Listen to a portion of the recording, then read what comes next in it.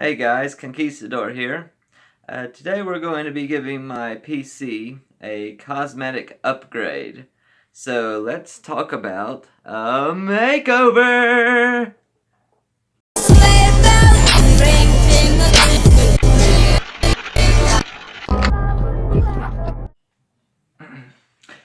First off, I want to apologize for that intro. It just felt right. Anyways, I've grabbed a few things to help finish this PC build today, and it actually needed some fans added into the top exhaust, and I'll be adding a few more features to improve it aesthetically as well. Finally, I'm going to be overclocking the system and set it up for streaming for the first time. But before that, I wanted to give a big shout out to Brian, the Jersey Devil. Wait, hold on. I mean, Brian, the Tasmanian Devil. Hold on. El Diablo Pollo. Wait, hold on. I got it here, sorry. Brian, the Birmingham Devil. He's another content creator from the same city as me and a good friend of mine. Just messing with you, Brian. Sorry, I couldn't help myself. Anyways, we'll be doing some content and collaborating together in the future. And there may be a Christmas special of some sort coming soon. It's in the talk. It's not official yet, but we are hoping to do something, so be sure to look out for that. I'm looking forward to working with him. So check him out at the links in the details below. He's a pretty cool dude, and he streams a lot of good content. Now, on to the upgrades. First off, I'll be adding two Thermaltake Ring 12 120mm fans into the top exhaust. This will provide added cooling to the case, and due to the motherboard's lower end VRMs, the extra cooling will reduce the stress from the overclocking I intend to implement. Now, the next upgrade is a peripheral improvement and should provide some actual performance enhancement. And once you see what I'm replacing, you'll actually understand. Now, the Corsair K55 RGB gaming keyboard will be replacing this. The As Seen on TV Easy Eyes Large Print Keyboard. Makes typing easy, improved readability for less eye strain and better accuracy. 4 times larger letters and higher contrast colors versus an ordinary keyboard. Spill resistant, PC and Mac compatible, and connects with USB port for no software or setup required. Now, I basically ended up with this keyboard as a last minute backup, so I'll be keeping it stored somewhere as Old Faithful, and as much as I've grown attached to the keyboard, I am happy to replace it for the better feeling, higher responsive, and just overall better looking Corsair K55 gaming keyboard. Now, lastly, and the one upgrade I'm the most excited about is the Phanteks Vertical GPU Bracket and PCIe X16 riser. Now, this will allow me to rotate the GPU so you can see the fans in a more eye-pleasing position. What's unique to this PCIe bracket is that unlike most vertical mounting setups, the GPU's fans won't be right next to the side panels. So usually they'll be placed right up next to that glass, which as a result causes higher thermals and thus lower performance. And since I'm going to be overclocking, the GPU thermals matter that much more. However, this is going to require some case modification, so it's not for inexperienced PC builders, so just a heads up if you plan on purchasing this part. Now, one other thing I'll be adding soon, right in here, is an LCD screen in the open slot showing the side of my power supply unit, where I can monitor real-time thermals, fan curves, or whatever else I would want for quick viewing. And it's also a cool additional aesthetic. It actually acts as a second monitor, so I could actually put whatever I wanted into it. But obviously I'm going to use it for more thermal needs, fan curves, etc. Okay, so now I'm going to move the PC. I'll actually show you the install and then the final result. So let's unplug everything. I'm going to move it to a bigger table where I can work on it, and then I'll just go ahead and start hooking everything up and show you the step-by-step for that. See how easy that was, guys? So now I have the glass side panel taken off. I have my hardware I'm going to install, and I have all my tools laid out. So before I do anything, I need to ensure that I'm working on an anti-static surface and that I'm wearing an anti-static bracelet. I also need to make sure that before I do anything with the computer, that it is unplugged so that there is no current running through it. Because I can either get shocked, or even if it's unplugged, some of these parts can still hold an electrical charge. So the anti-static surface and the bracelet will help to ensure that I don't get shocked, as well as making sure that I don't have any static discharge that could damage any of the components within the computer. Okay, so after you make sure of all that, then you can actually move on to installing the parts. So these are the different options I can do here. So first, I can remove the GPU, or I can go ahead and install the fans and leave the GPU in. Since I'll have more room to work with, I'm going to go ahead and take out the GPU, place it on an anti-static surface, and set it to the side until I reinstall it later on. After that, I will install the fans and the top exhaust, and I'll have the other side panel removed. I'll run all the cable management to the controller hub that the GPU is partially blocking. Another reason why I'm going to take it out first. Once all the fans are installed and the cable management, it looks good, I'll put the other side panel back on, and then I can actually start modifying the back of the case here. After I ensure that the vertical GPU bracket is installed properly, then I can install the graphics card back in vertically by using the PCIe riser. So I'm going to unbox all this and show you what it is as I go. But first I'm going to go ahead and remove the graphics card, and then I'll unbox the fans and show you what they look like, and just show you how they need to be installed. Okay, so as you can see, I went ahead and laid my case down sideways just because of the size of this graphics card. It was just easier for me to put the case on its side and then lift the graphics card out because of its size. I just wanted to make sure that I didn't bend the slot that it was in or break anything, so I just felt more comfortable doing that. Now I'm going to add the fans into the top exhaust of the case. And another side note that I do is I use different containers to separate all the screws. That way I can keep track of them. Little thing that I do. If you have trouble keeping track of your screws, that's one thing you can do. Alright, so now I'm going to move on to the fans.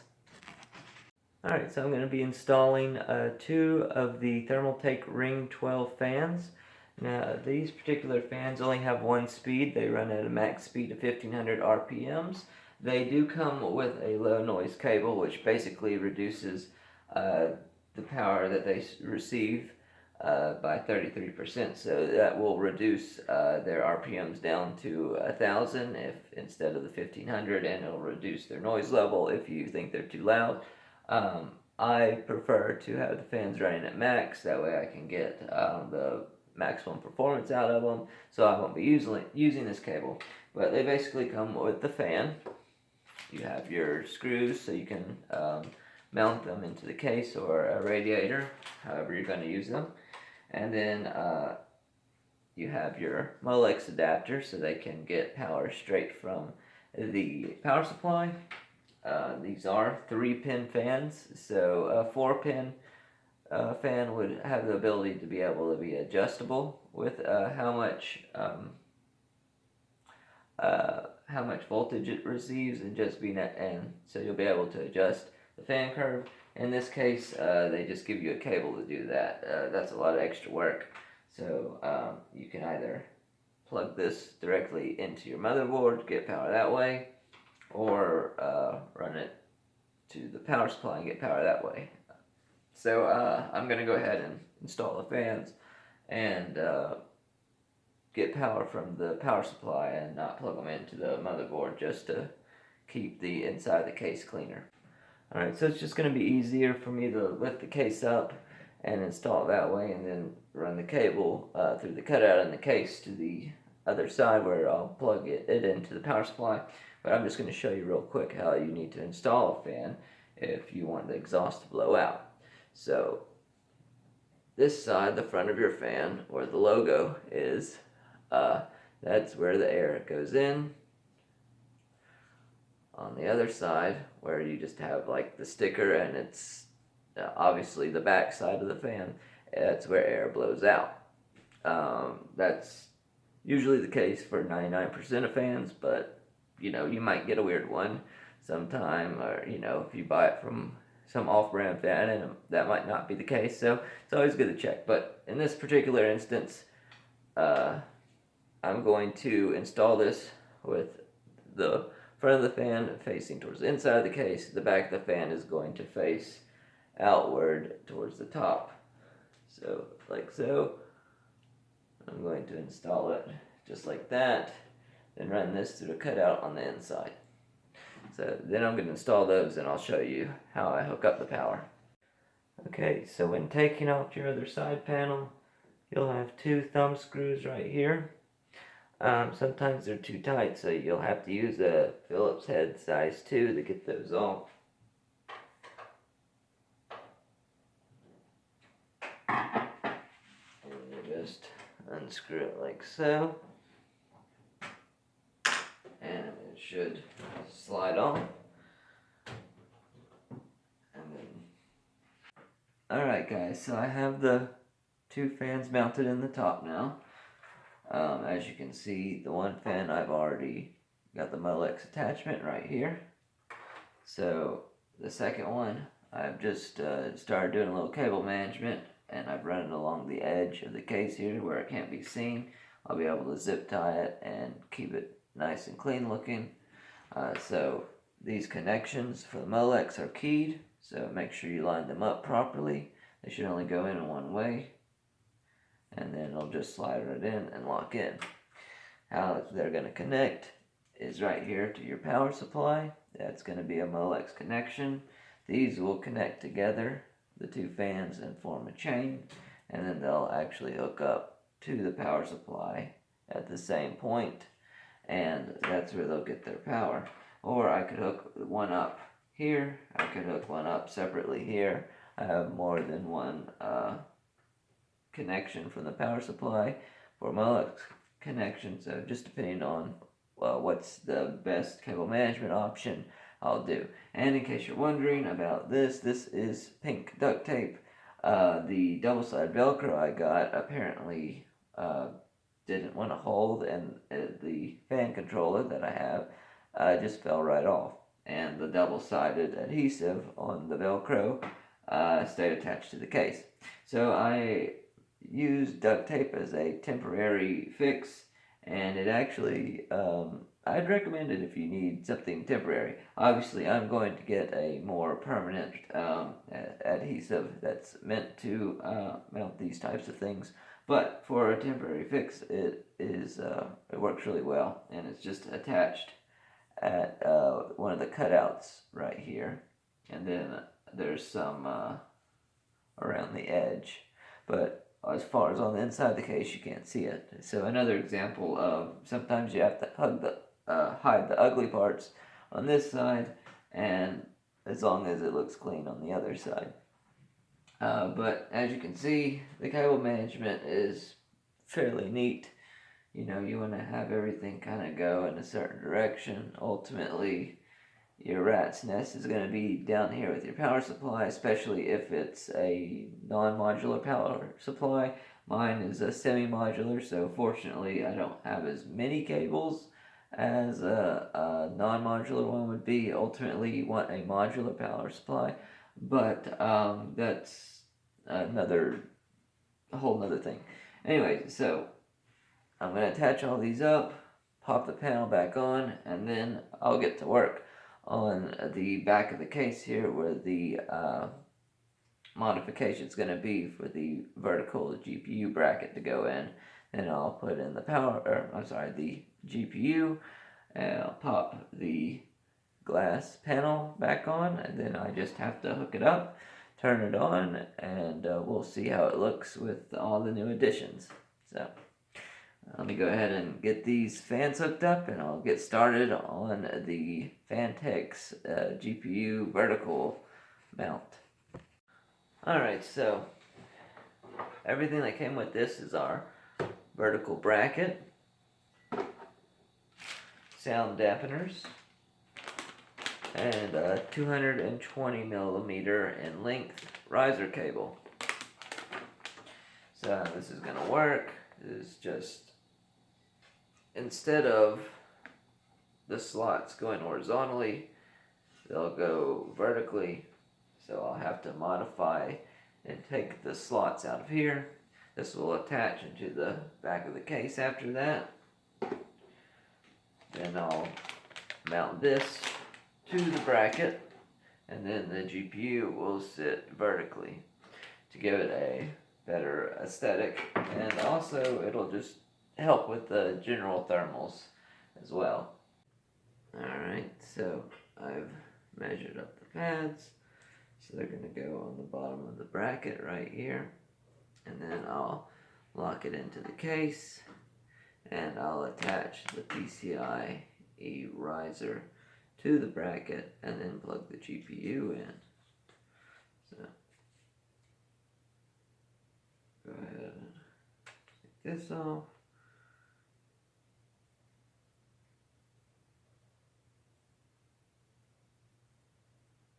And attach that.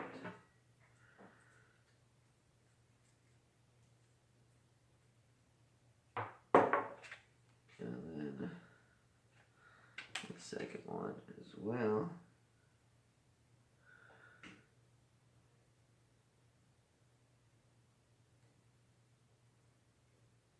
And I'll attach that also. Now that's shaped just right. Slide it on in.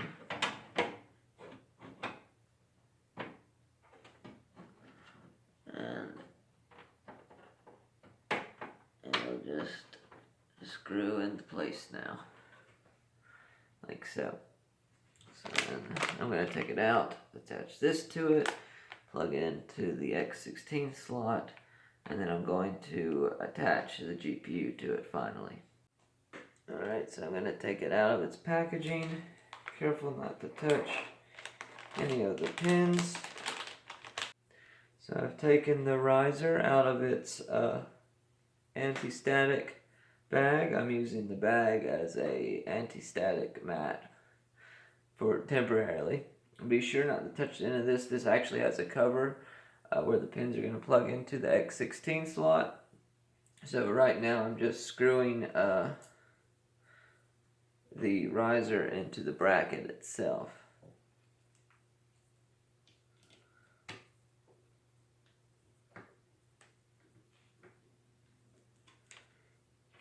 Two very boring minutes later. Okay, so as you can see now, I've attached all 3 thumb screws. Now I'm just getting them snug with my Phillips head screwdriver. 2,000 years later. The cover in here. Make sure not to touch the pins. Make sure that it's unlocked on your X16 slot, and that you line everything up properly, and it should slide in and lock like so.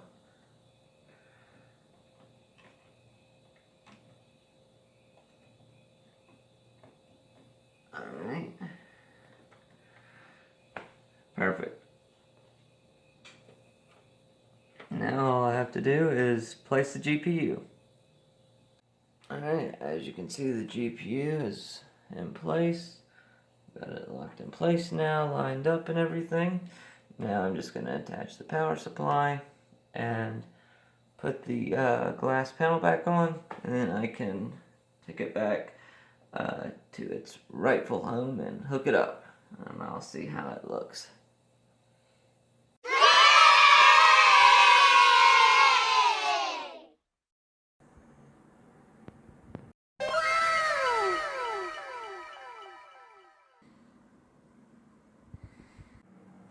Alright guys, so there you have it. That's the whole build, whole upgrade that is. You know, I gotta add in the LCD screen, so that's gonna be a separate video, and I wanna apologize ahead of time. I was a little bit tired. I stayed up all night doing that and recording it, so I was a little bit tired in part of that video. But thanks for watching.